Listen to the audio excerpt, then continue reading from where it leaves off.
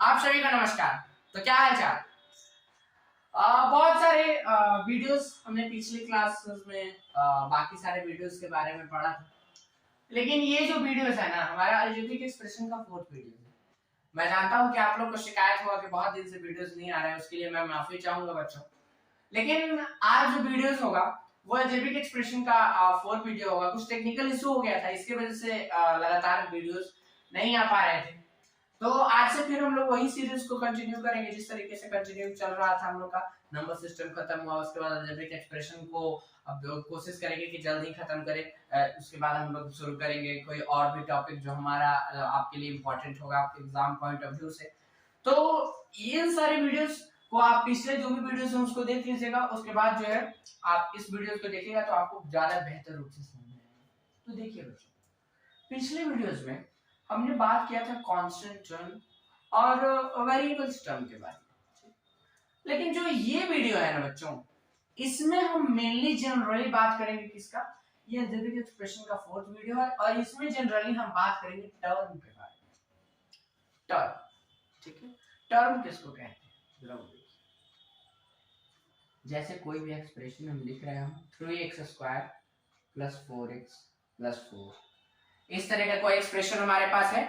तो 3x + 4x + 4 में मेरे बच्चों आप एक चीज देखिए, 3x², 4x और 4, ये तीनों अलग अलग टर्म्स हैं। क्या है? अलग अलग टर्म्स हैं। और इसको किससे सेपरेट किया गया है बच्चों? प्लस से सेपरेट किया गया है। ठीक है, तो ये चीज है। आपको देखना क्या है, इसमें टर्म्स को मिलने देखना है, इसमें अलग अलग टर्म्स किस प्रकार से हो रहे हैं और किस प्रकार से हम चीजों को सेपरेट कर रहे हैं। ठीक है, ये सारी चीजों के बारे में। तो सबसे पहले अगर हम बात करें तो टर्म को हम लोग अलग अलग पार्ट्स में क्या करेंगे, यहाँ पे डिवाइड करेंगे। तो टर्म को अलग अलग पार्ट में देखिए, आप लोग के बोर्ड के सामने मैंने डिवाइड किया है। और ये चारों टर्म्स किस प्रकार से होते हैं, एक और टर्म आएगा जिसको यहाँ पे मैं लिखूंगा इसके बाद। पहले ये चार टर्म हम लोग देख लेते हैं। तो देखिए बच्चों, जो according to the terms expression can be divided in the following types. Term के अनुसार, जो ये टर्म्स है इसके अनुसार ये जो भी एक्सप्रेशंस होते हैं इसको हम लोग बहुत अलग अलग पार्ट में क्या करते हैं, डिवाइड करते हैं। तो इसमें जो पहला जो पार्ट है उसको हम लोग बोलते हैं मोनोमियल। मोनोमियल किसको कहते हैं? वैसे एक्सप्रेशन जिसमें सिर्फ एक टर्म, सिर्फ एक ही टर्म, जैसे 3x² हो 4x + 4, ना, सिर्फ 3x²। अगर 4x हो तो सिर्फ 4x हो, 4 हो तो सिर्फ 4 हो। तो सिर्फ जिसमें एक ही टर्म हो उसको क्या बोलेंगे, हम लोग उसको बोलेंगे मोनोमियल। अब ऐसा नहीं समझना है कि इसमें 1 2 3 है तो यहाँ पे 3 टर्म हो गया, ऐसा कोई बात नहीं बच्चों। हम लोग को कितने टर्म को ज्ञात करना है, सिर्फ एक टर्म को देखना है। ठीक, तो एक टर्म को देखने के लिए जैसे आप 3x हो गया, 5x y² हो गया और यहाँ पे 2ab हो गया। ठीक है, तो ये सारी चीज जो है हमारे किस में आएंगे, मोनोमियल में आएंगे। ठीक है, अब हम आगे बढ़ते हैं और आगे हम बात करेंगे किसका, बाइनोमियल का मेरे प्यारे बच्चों। तो बाइनोमियल का अगर हम बात कर रहे हैं तो बाइनोमियल में मेनली हमको कितने टर्म्स को देखना है, दो टर्म्स को देखना है बच्चों। और ये दो टर्म्स में जो है, अब कोई जरूरी नहीं कि कांस्टेंट और वेरिएबल हो, अलग अलग चीज भी हो सकता है। जैसे कांस्टेंट और वेरिएबल का मिश्रण भी हो सकता है, एक कोई अल्फाबेट भी आ सकता है। तो आपको हम पहले ही बताया कि वेरिएबल कोई भी अल्फाबेट हो सकता है, जरूरी नहीं है कि सिर्फ हम x और y को ही देखें। ठीक, तो अगर हम बाइनोमियल का बात कर रहे हैं मेरे प्यारे बच्चों, तो बाइनोमियल में मेनली दो तरह के टर्म्स होंगे, दो टर्म। ठीक है, एक को आप बोलेंगे, देखिए एक ये मोनोमियल वाला टर्म और एक और टर्म, दो तरह के टर्म। ये भी मोनोमियल हो सकता है, अगर एक टर्म रहता है मोनोमियल बोलते हैं, दो टर्म है तो क्या बोलेंगे, बायनोमियल। ठीक, तो आप इस चीज को समझे बायनोमियल के बारे में। अब जो हमारा तीसरा है मेरे प्यारे बच्चों, उसको हम बोलते हैं ट्राइनोमियल, जिसमें मेनली तीन टर्म। देखो, मोनो, बाई, ट्राई, क्वाड, इस तरीके से मोनो, बाई, ट्राई, क्वाड। ठीक है, तो बाइनोमियल जो होगा वो कितने होगा, दो टर्म्स के लिए होगा। तो उसी तरीके से अगर हमको ट्राइनोमियल देखना है बच्चों, तो ट्राइनोमियल के लिए मेनली हमको तीन टर्म्स को देखना होगा।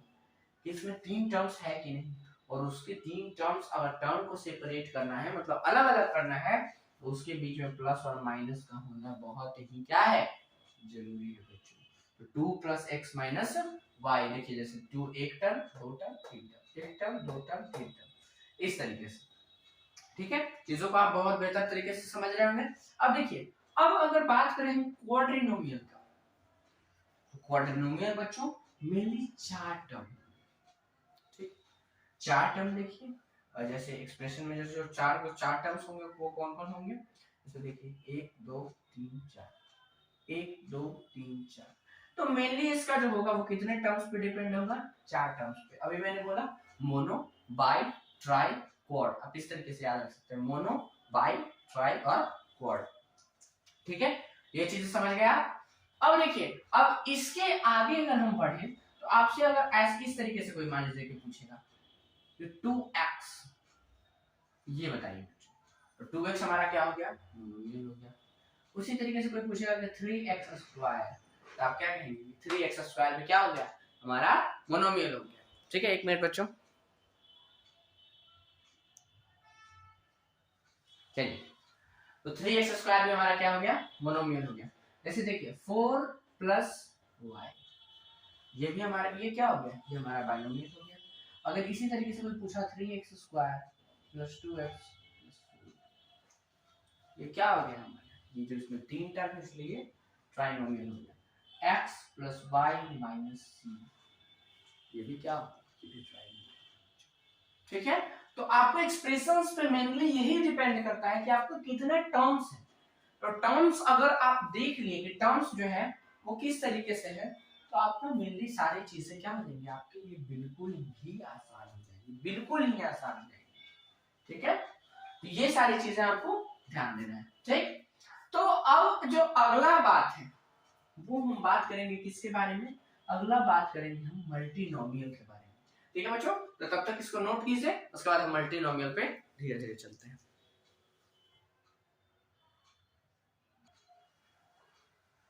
देखिए बच्चों, तो ये जो मल्टीनोमियल है ना, मल्टीनोमियल में जो एक्सप्रेशंस होंगे वो 2 3 4 5 कितने प्रकार के भी जो है वो टर्म्स हो सकते हैं।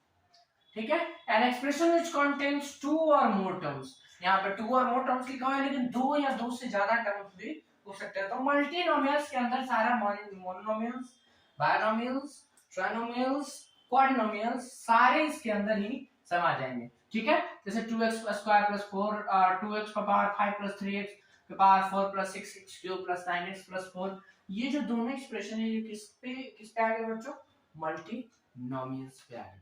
ठीक है, तो अगर इसी तरीके का मैं कुछ सवाल पूछूं कि 2x square plus 4x plus 5 term के अनुसार बताइए कि ये जो है ये एक्सप्रेशन किस नॉमियल में आएगा, 1 2 3, आपको पहले ही किस नॉमियल आएगा, ट्राइनोमियल,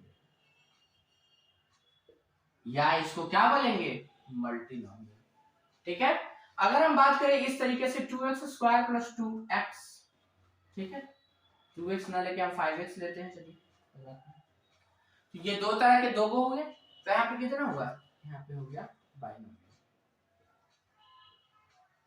ठीक, अगर हम ऐसे ले रहे हैं 3x के पावर 4 और plus 4x cube plus 5x square और प्लस 6x प्लस 4, इस तरीके से अगर हम कुछ ले रहे हैं, तो ये भी एक्सप्रेशन जो है हमारा क्या हो जाएगा, मल्टीनोमियल हो जाएगा।